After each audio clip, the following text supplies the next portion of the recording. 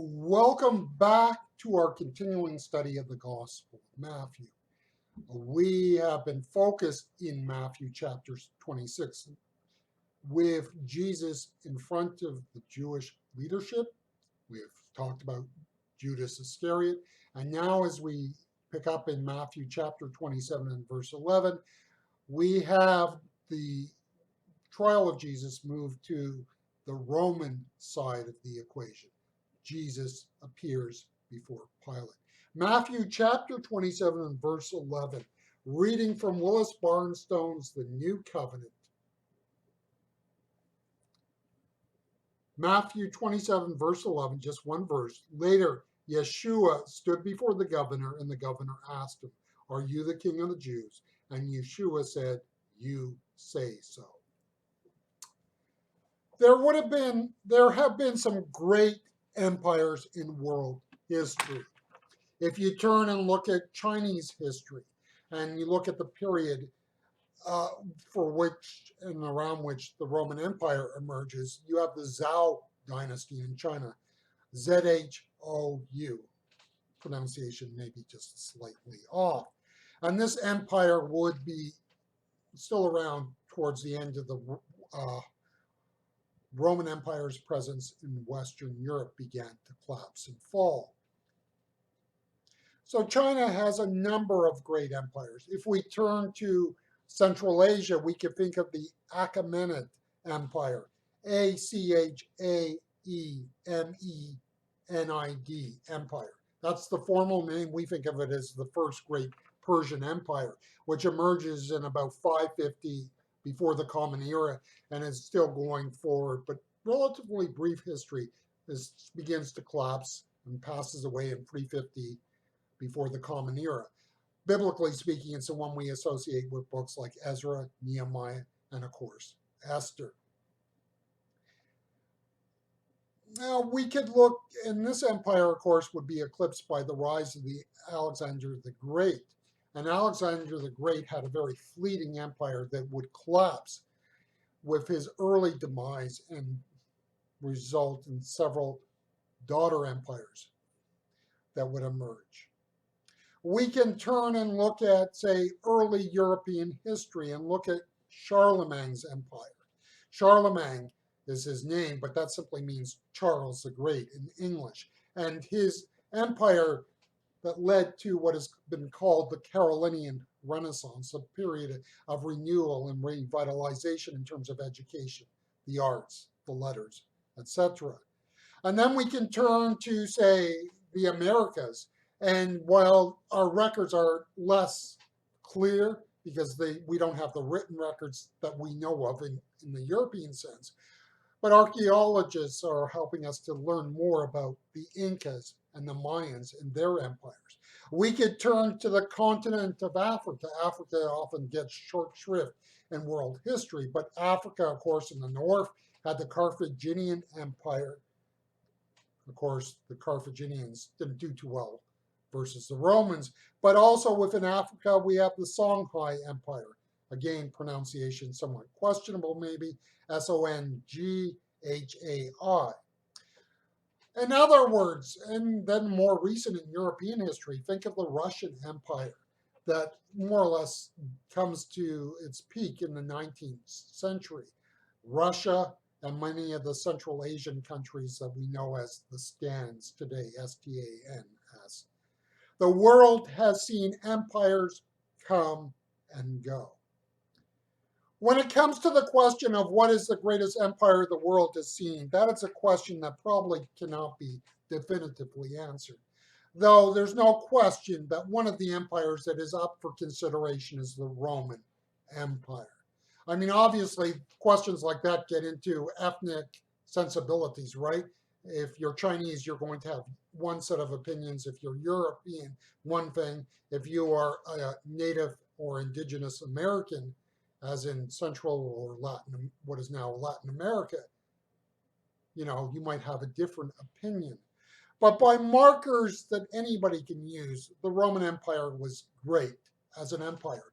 It, of course, spanned 3 continents. It stood on the shores of North Africa It stood on the shores of southern Europe, and it stood on the western edge of Asia. And so this empire was huge. And of course, the center of it was the Mediterranean Sea. And that's important because that provided quick, by the day and age it was in, and efficient transportation of goods. And to a degree, it would have also facilitated relatively quick, by those standards, communications across the empire. When Jesus comes before Pilate, we need to have kind of that picture in mind. That we don't have just Jesus, we also have this representative of this great empire, and an empire that clearly is probably, at the very least, one of the 5 greatest empires in world history. Well, bad example, I know, but think of WWF, or whatever the most current acronym is, World Wrestling Federation. And in this corner, we have Jesus, the prophet. And in this corner, we have Pilate. And, just kind of, if you've ever seen wrestling, you just, you get that sense of the buildup, the excitement, the clash between these 2 distinct people, heroes.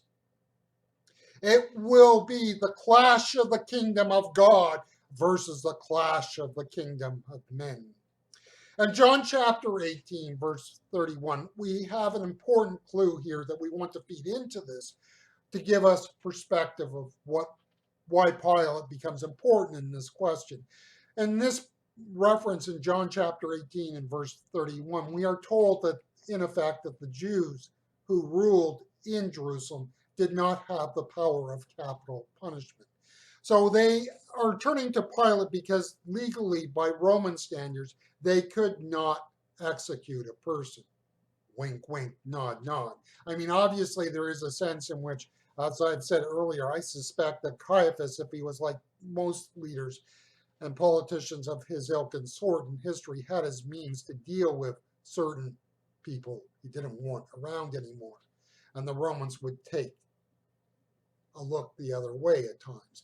But I'm saying, in terms of formally speaking, the Jewish people did not have the power of capital punishment. And that is what Caiaphas and his henchmen wanted. They wanted the trappings of legality as they prosecuted their case against Jesus, and that was ultimately about capital punishment. Now, was it the case that the religious leaders were being respectful of the law of the land? To a degree, that might be the case. The real reason for the religious leaders to turn to Rome is more about being opportunists. They had an image to upkeep, and murdering prophets, even ones that were considered by their standards a little demented, was not good for their image.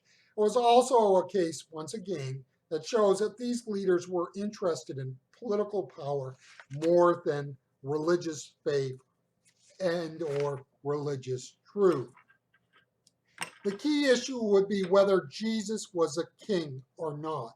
And this is where, well, the whole scene before Pilate becomes almost pharisaical. In the Roman system, rule was shared with local elites whose main purpose was to keep law and order.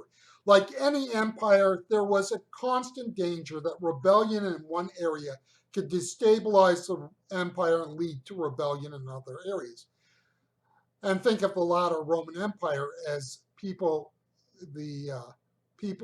barbarians come into Rome, how it begins to destabilize the empire and how troops have to be moved from one part to another, exposing other areas of the empire and creating weakness and instability.